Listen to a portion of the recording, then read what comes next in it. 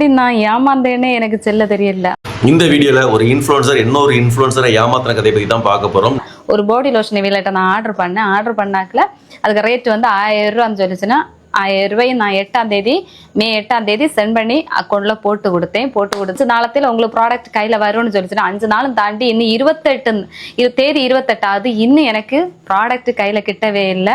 அதை விட என்னன்னா நான் இன்ஸ்டாகிராம்ல நான் அனுப்பின எந்த மெசேஜையும் காணல. எல்லாமே எப்படி டிலீட் ஆயிருக்குன்னே தெரியல எனக்கு சத்தியமா. நான் அம்மா அனுப்புத மெசேஜ் எப்படி அவங்க டிலீட் பண்ண முடியும்? இன்னைக்கு ஒரு சில இன்ஃப்ளூயன்சர்னு சொல்லிட்டு தெரியுறவங்க வந்து ஏதாவது ஒரு ப்ராடக்ட்டை மார்க்கெட் பண்றாங்க. அந்த ப்ராடக்ட்ல என்ன கலந்துருக்கு ஏது கலந்துருக்குங்கிறத பத்தி கவலை கிடையாது. அந்த ப்ராடக்ட் உண்மையிலே வேலை செய்யுமா அப்படிங்கிறத பத்தி கூட கவலை கிடையாது.